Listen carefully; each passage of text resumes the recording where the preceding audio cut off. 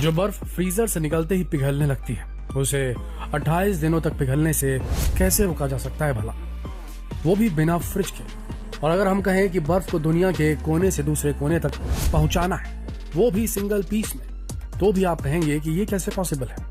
लेकिन जब हम कहेंगे कि 28 दिनों के सफर में बर्फ का टुकड़ा 10 दिनों तक अफ्रीका के उस रेगिस्तान से होकर गुजरेगा जहां की गर्मी लोहे को भी नरम कर देती है, तब तो शायद आप पता नहीं ये कौन सा नशा करता है वाला मीम हम पर चिपका देंगे। लेकिन दोस्तों, हम कोई बहकी बहकी बातें नहीं कर रहे, ना ही हमने कोई सस्ता नशा किया है। ऐसा हैरत अंगेज कारनामा सच में हुआ है जिसने पूरी दुनिया को हैरान कर दिया था, जब 3000 किलो के बर्फ के एक टुकड़े को बिना पिघले, बिना किसी फ्रीजर के 8500 किलोमीटर दूर तक पहुंचा दिया गया था, वो भी एक ट्रक पर लाद कर। कब हुआ था ये कारनामा, कहाँ हुआ था ये कारनामा, और आखिर किसी को ऐसा कुछ करने की सूझी कैसे? इन सारे सवालों का जवाब आपको हमारी इस वीडियो में मिलेगा, तो इसे अंत तक जरूर देखें।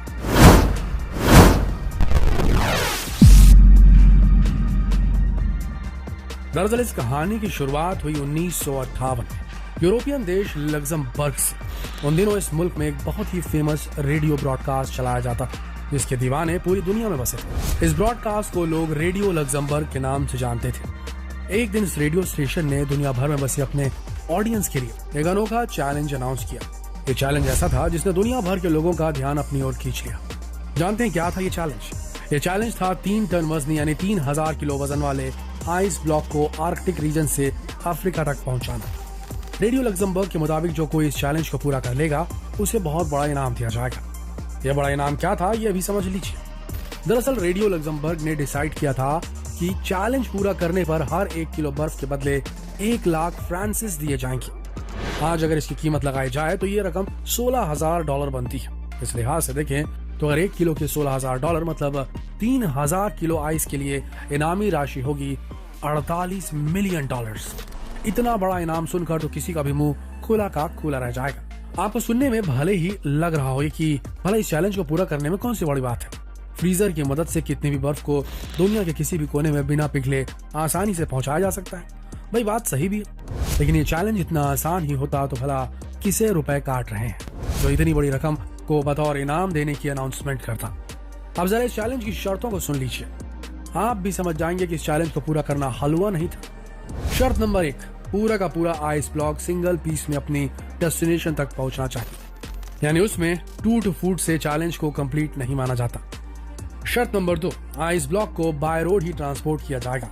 और शर्त नंबर 3, जो सबसे अहम था, वो ये कि आइस ब्लॉक को ट्रांसपोर्ट करने के दौरान किसी भी तरह के फ्रीजर या रेफ्रिजरेटर का इस्तेमाल नहीं किया जा सकता था। रेडियो लग्जमबर्ग ने कच्ची गोलियां नहीं खेली थी। उन्होंने इतना भारी भरकम इनाम इसलिए अनाउंस किया था क्योंकि उन्हें पता था कि आइस के एक ब्लॉक को आर्कटिक से अफ्रीका तक पहुंचाना लगभग नामुमकिन था।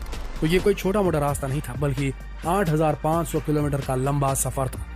इसमें भी 2500 किलोमीटर का रास्ता अफ्रीका के उस रेगिस्तानी इलाके से होकर गुजरता था जहां टेम्परेचर 50 डिग्री सेल्सियस था। अब सोचने वाली बात यह है कि जो बर्फ फ्रीजर से बाहर निकलते ही पिघलने लगती है, वो कैसे हफ्तों लंबा सफर बिना पिघले तय करेगी।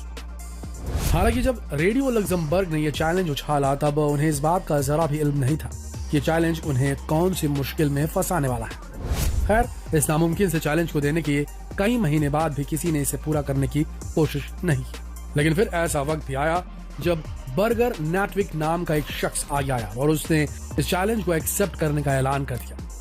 नॉर्वे में एक इंसुलेशन कंपनी ग्लास वॉट के मैनेजिंग डायरेक्टर नैटविक को इस बात का भरोसा था कि उनकी कंपनी जो इंसुलेशन मटेरियल बनाती है, उसकी मदद से इस चैलेंज को आसानी से पूरा किया जा सकता है। जाहिर सी बात है कि अगर नैटविक का भरोसा सही साबित होता तो वो न सिर्फ अपने एम्प्लॉयज के लिए बल्कि अपनी कंपनी के लिए भी काफी बड़ी रकम इकट्ठा करने में कामयाब हो जाएंगे। चूंकि रेडियो लग्जमबर्ग का चैलेंज पूरी दुनिया में मशहूर हो चुका था, इसीलिए इस बात को भी हर तरफ फैलने में जरा भी देर नहीं लगी कि एक शख्स ने इस नामुमकिन से नजर आने वाले आइस ब्लॉक चैलेंज को एक्सेप्ट कर लिया है। इधर नैटविक ने चैलेंज पूरा करने की तैयारी शुरू की, उधर दुनिया भर के अखबारों में उसके चर्चे मशहूर हो गए। बात रेडियो लग्जमबर्ग के कानों तक भी पहुंच गई और उन्हें बड़ी रकम खोने का डर सताने लगा। ये डर इतना बढ़ गया कि उन्होंने अपने आइस ब्लॉक चैलेंज को वापस ले लिया। उधर नैटविक की टीम पब्लिसिटी के नए रिकॉर्ड बनाती जा रही थी। फिर नैटविक को लगा कि क्या हुआ जो उसे इस चैलेंज को पूरा करने पर कोई रकम नहीं मिलेगी। पब्लिसिटी तो जरूर मिलेगी, जिससे अल्टीमेटली उसी कंपनी को फायदा ही होगा। नेटविक अपने फैसले पर अड़े रहे और तैयारी जारी रही। अब चैलेंज को पूरा करने का वक्त आ गया था। तय किया गया कि आइस ब्लॉक को नॉर्वे के शहर मोइराना से अफ्रीका में गैबोन के शहर लिब्रेविल तक भेजा जाएगा। इस जर्नी में आइस ब्लॉक से भरे ट्रक को Denmark, Netherlands, Belgium, France, Spain और मोरक्को के बाद अल्जीरिया के रेगिस्तान से होकर गैबोन पहुंचना था। नेटविक की टीम में एक इंजीनियर, 4 ड्राइवर, एक मैकेनिक, 2 कैमरामैन थे। उन्होंने 3 टन आइस ब्लॉक को ग्लेशियर से काटने का फैसला किया, लेकिन इतने बड़े आइस ब्लॉक को एक ही साथ उठाकर किसी ट्रक पर लोड करना लगभग नामुमकिन था। इसीलिए 200 किलो के आइस ब्लॉक को काट कर हेलीकॉप्टर की मदद से नीचे पहुंचाया गया। फिर सभी ब्लॉक्स को एक साथ फ्रीज करके 3050 किलो के एक सिंगल पीस आइस ब्लॉक में कन्वर्ट कर दिया गया।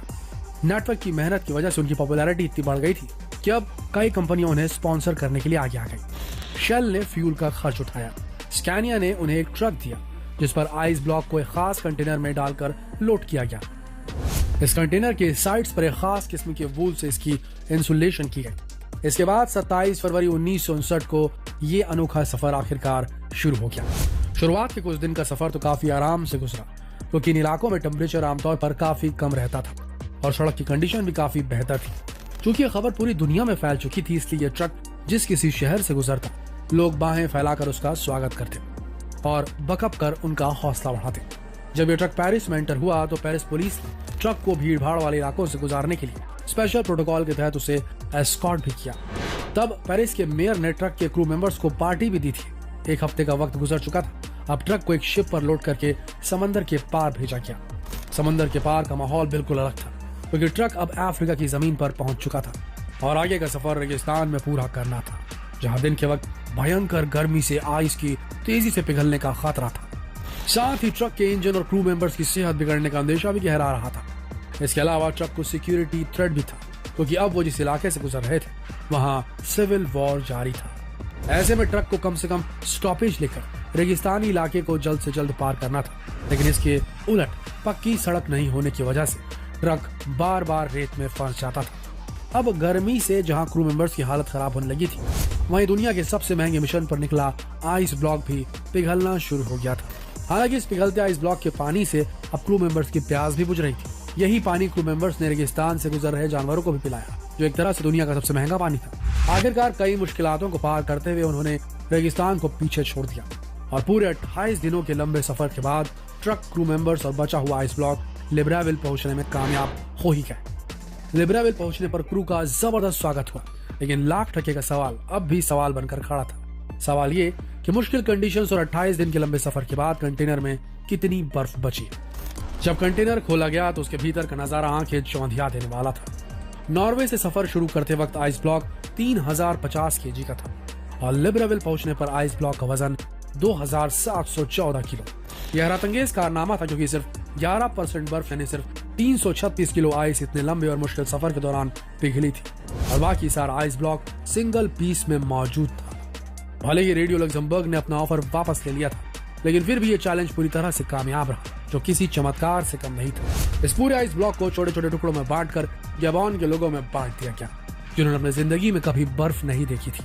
नेटविक और उनकी कंपनी को चैलेंज पूरा करने के एवज में कोई कैश रिवॉर्ड तो नहीं मिला, लेकिन चैलेंज के दौरान मिली पब्लिसिटी से उनकी कंपनी के सेल्स में जबरदस्त बढ़ोतरी जरूर करा थी। ग्लासवॉट आज भी ग्लावा के नाम से इंसुलेशन मटेरियल मैन्युफैक्चर कर रही है और 1959 के बाद से इनकी पॉपुलैरिटी लगातार बढ़ती ही जा रही है। दोस्तों, उम्मीद है कि इस हैरतअंगेज चैलेंज पर बना हमारा ये वीडियो आपको जरूर पसंद आया होगा। अगर पसंद आया तो इसे अपने तक सीमित बिल्कुल न रखें। शेयर कीजिए इस वीडियो को फेसबुक पर, व्हाट्सएप पर, यूट्यूब पर, ताकि बाकी लोग भी इस वीडियो को एंजॉय कर सके। मिलते हैं कल एक और दिलचस्प वीडियो में। तब तक के लिए आप सबका इस वीडियो के अंत तक बने रहने के लिए दिल से धन्यवाद।